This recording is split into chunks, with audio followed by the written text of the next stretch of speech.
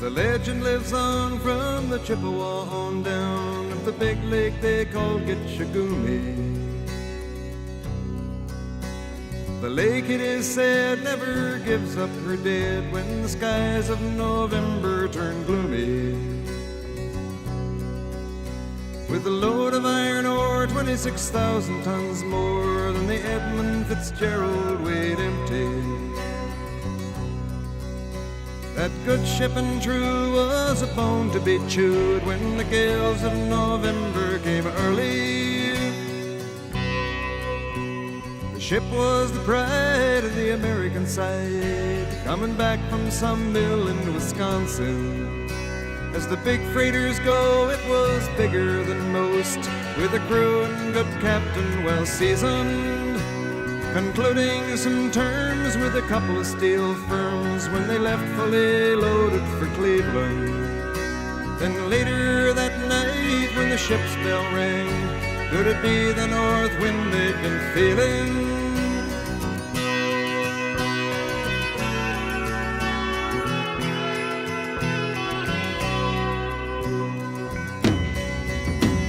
The wind in the wires made a tattletale sound, and the wave broke over the railing. And every man knew, as the captain did too, 'twas the witch of November come stealing.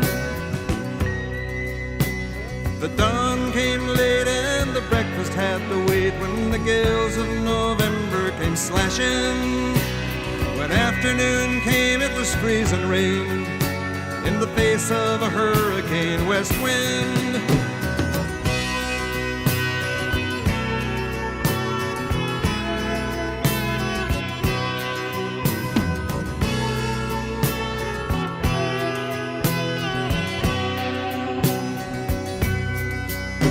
When supper time came, the old cook came on deck saying, "Fellas, it's too rough to feed you."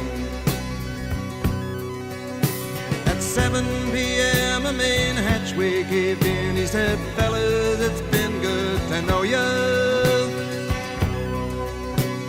The captain wired in, he had water coming in, and the good ship and crew was in peril. And later that night, when his lights went out of sight, came the wreck of the Edmund Fitzgerald.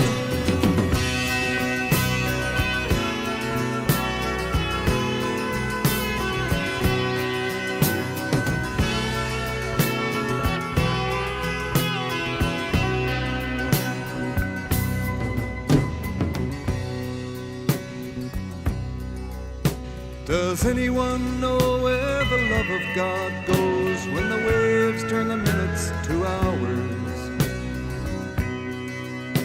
The searchers all say they'd have made Whitefish Bay if they'd put 15 more miles behind her. They might have split up or they might have capsized. They may have broke deep and took water. And all that remains is the faces and the names of the wives and the sons and the daughters.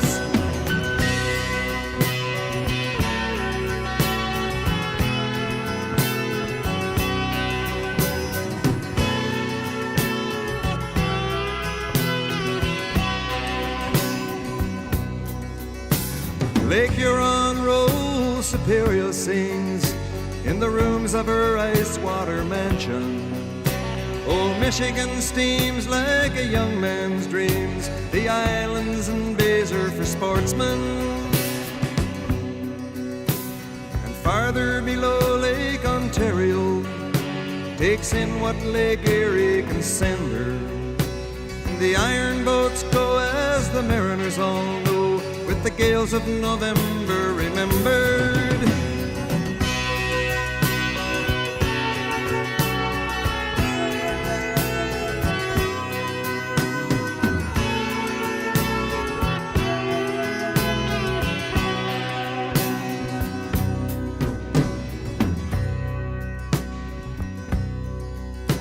In a musty old hall in Detroit they prayed in the Maritime Sailors' Cathedral. The church bell chimed till it rang 29 times for each man on the Edmund Fitzgerald.